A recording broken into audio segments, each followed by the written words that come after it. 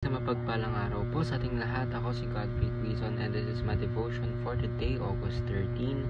And ang topic po natin for today is, bakit ka Kristiyano or bakit ako Kristiyano? Or yung prophecy. So, ano po ba yung concept ng ating prophecy? From the first pages of Genesis to the last chapter of Revelations, the Bible tells us one unified story: creation, fall, redemption, and completion, confirmed by the prophecies that have already came true or come true. The flow of the Bible started from the creation of the world, Genesis chapter 1, the entrance of sin, Genesis chapter 3 verse 15, the coming of Redeemer, Isaiah chapter 53, and the victory of his kingdom, Daniel chapter 2 verse 44, and Revelation chapter 21. Each fulfilled prophecy to strengthen our confidence that Scripture is not a human invention but the very word of God. What He promised in the past has come to pass, and what He promised for the future will surely happen. So, ating scripture for today po is Isaiah chapter 46 verse 9 to 10. Remember the former things, those of long ago. I am God and there is no other. I am God and there is no one like me. I make known the end from the beginning, from ancient times what is still to come. I say my purpose will stand and I will do that all that I please. So, sa Diyos po lahat ng papurihan. And ang ating concept ngayon or ating teaching, it's about bakit po ba tayo naniniwala sa Bible or bakit po tayo Kristiyano or bakit po tayo naniniwala sa ating Panginoon sa Kristo.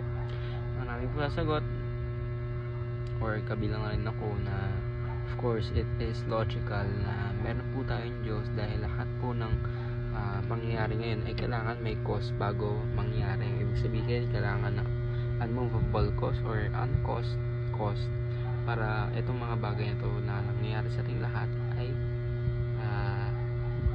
mag-exist.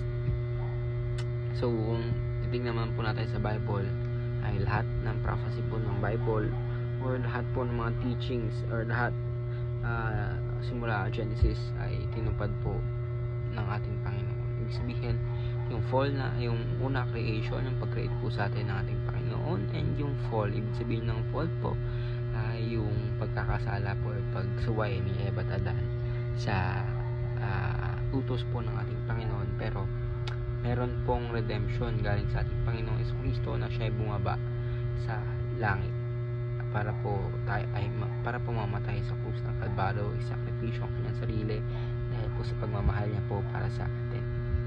At teaching po natin for today is the Bible is proven and fulfilled by the prophecy. Is proven by fulfilled prophecies. The center of all prophecies is Jesus, and the future is sealed in the pages of the Bible. Ibig sabihin ng ating Panginoon, of course, lahat umiikot sa Bible ay lahat yun about sa ating Panginoon and how He redeemed us, and sa una pa lang ay may plano na po ang ating Panginoon para sa atin. Of course, God is omniscient. Ano niya po mangyayari sa lahat ng bagay, and alam niya po ang mangyayari sa future dahil tinitingnan niya rin po yung past, present, future ng isa. So, sabihin ng ating Panginoon, lahat ng about sa Bible, Old Testament, New Testament ay about sa ating Panginoon, ang Panginoong Jesucristo.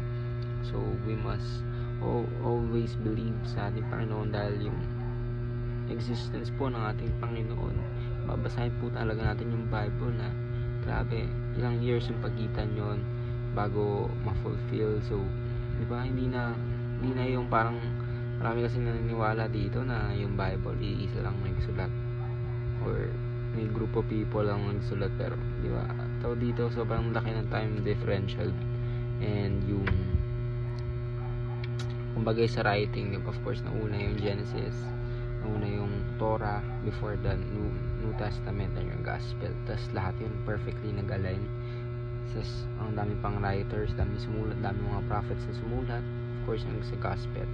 So, ayun na po, ako si Godfrey Pinzon and this is my devotion for today, August 13. Sana po ay marami kayong natutunan. Ayan